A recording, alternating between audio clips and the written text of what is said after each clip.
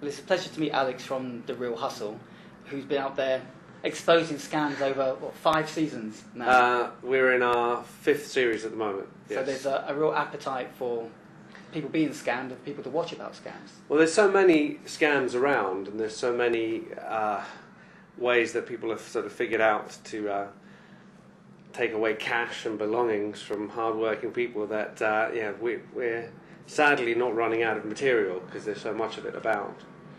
But it's been an education for us as well, learning about all these things and also learning how to protect oneself from all these scams, because mostly they follow the same pattern, so they become easier and easier to recognise. Have you seen anything more increasingly sophisticated? I mean, at the Office of Fair Trading, we see that emails and mail and all sorts of mass communication methods are used now to pitch people the same old pitches, but in new ways. Of course. The advent of internet and email and in general ID theft and the importance of certain bits of information that we have that we're protecting with passwords and numbers. I mean, I think I read a study recently that people have to remember in excess of 20-25 passwords for various things in their lives, from card PIN numbers to banking details. People are getting confused, and that's a very easy target for con men and scammers. But yes, it's made it, whereas before a simple postal scam, it relied on how many actual letters you could type up and send. Now you just push one button and you've got 2-3 million email addresses that you can just scam. And even if you hit 1% of those, that's a large number of people that you can take, con. But the one thing that we are finding to be a success, which is why it's kind of encouraging doing this show, is educating the people, which is what the OFT are doing as well, and sort of watching out and making sure this information goes out to people. Because very often the police know about it, the people who are trying to put these people behind bars know about it, but the people who are the victims of these scams don't know the methods, don't know the signs, and don't know what to look for. And I think the more the people get educated, the best chance we have of stopping these people and actually slowing them down.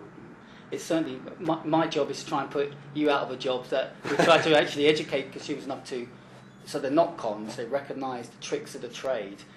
Do you find there's any particular type of people who do fall for scams, or can it be anyone? There are, I would say anyone can fall for any scam. The number one sin to make, if you're anybody, is to consider yourself cleverer than others and to consider yourself completely immune to being taken for a scam, because that's, you're setting yourself up for a big fall. Also, the types of people that we have found fall from the majority of scams are people who have an element of greed in themselves. Excuse me. So people who are looking to make something for nothing, scammers say that you can never cheat an honest man.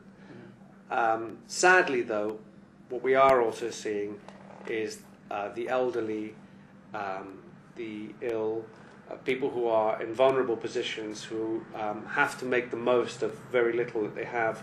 They sometimes are being sort of forced down into a way where they get given what they think is an opportunity, which really isn't. It's a scam. So sadly, I would say there's three types of people: the people who think that they can't fall for anything, the people who are very greedy and want to get something for nothing, and unfortunately, people who are the elderly and the weak.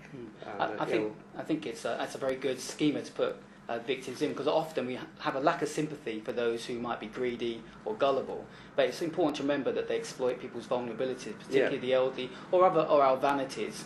And I think part of the campaign that the OFT is running this month is to ensure that we've got elderly relatives, grandparents, actually make them more aware of the tricks of the trade and that they're being targeted by scams in particular. We found that something like 3 million people have actually fallen a victim for scam, but only 5% of people would admit it.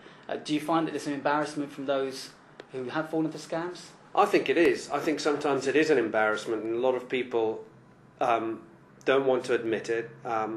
Sometimes they don't even want to admit it to themselves. And it is actually quite sad because sometimes people are still trying to believe in the good element of other human beings and go, well, no, he couldn't have scammed me. He was genuine, you know, when they go up to their roof that they've, you know, someone's promised to repair and it's full of, you know, more damage, if anything, you know, than repairs. But they are still trying to sort of believe in the good of people. I think there is a personal embarrassment if you're absolutely certain that you have been scammed. People don't want to admit it. And I think the more we encourage people to come forward and talk about what's happened to them, then the more information you can get to help stop people. And as we said before, it's all about the public being educated to be able to see something and recognize it as a scam because they've heard about it before. I think just by making people come forward, you're already winning the battle. Well, we think it's important to empower people to think that they can be part of the battle against scammers. And one of the things we're doing this month is to have bins in local authorities, in libraries and other public places with a Scamnesty logo on, where you can bring your scam mailings, in particular bogus lotteries, psychics, get rich quick schemes, and stick them there, drop in and then drop the scammers in it. What do you think of this idea? I think it's a great idea because, again, it promotes the awareness of what's out there, because all these scams sort of disguise themselves. Every 2 or 3 months they take a new form, they change their wording a little bit, they change their packaging or the way they look. And I think the more people, if you put somebody all these examples and you put them in front of them and you say, look, all these are bogus, then they'll start recognizing them. Then they'll start going, well, that came through my door. No, I've seen that before. That's a scam. I know that. I'm just going to put that straight in the bin. And these people will try and move on to something else, but hopefully we can keep up with them and keep educating people and encouraging people to come forward with all the scams that they encounter. We think that's crucial. If people can come forward and show us the scams that they're being targeted with, that will help us as enforcement agencies to prosecute these and put a few more behind bars, which is what we want to do. I think that's a fantastic idea, and we fully support it.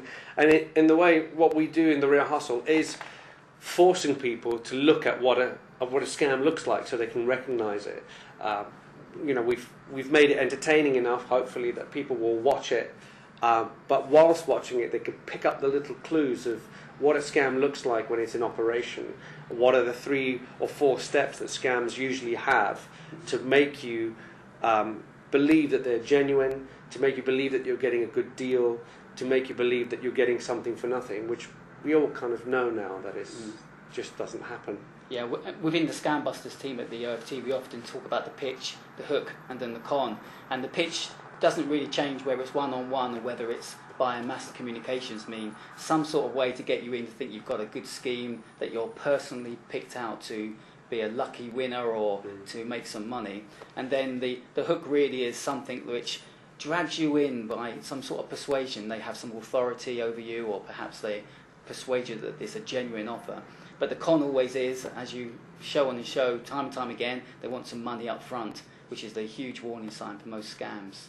It is, and we find it more and more every time we do research on all these scams that we come across. Is I would say always be suspicious with money up front and also some time restriction put upon you. That if you don't claim something now, you'll lose this big opportunity. Even with door-to-door people, I can only offer you this service to you just for today, or I could come back tomorrow. But people pressuring you to take a decision about something that you haven't really, something that's come and found you. You see, there's all these different ways, but most of these opportunities come and find you, which is you should always be very suspicious about. But I think with the Scamnesty as well, another good point is that we do forget the people who fall for scams because of a little bit of greed, or they're trying to make the most of what they have. And I think, as you said before, there's the pitch, the hook, and the actual scam, but there's a lot of scams that employ a brush-off technique, which is, as you probably know, a way of actually preventing people from reporting anything, because you give them the idea that they've done something illegal. Yes. And I think it's very easy to forget those people who fall for something that they perhaps shouldn't have done, but they are never encouraged to come forward because they might incriminate themselves. And I think if we can find a way, maybe through a certain amnesty for scams, that these people can go, look, I know I shouldn't have been doing this, but this is what happened to me, then we'll get even more information and we'll get even more sort of weaponry, because information is our weaponry against these scammers to shut them down. Indeed, and I very much reiterate that people shouldn't feel embarrassed if they've been scammed. It's the scammer themselves that we're after, and people shouldn't be embarrassed. They should report it, and the scam is a great idea. Absolutely, I second that.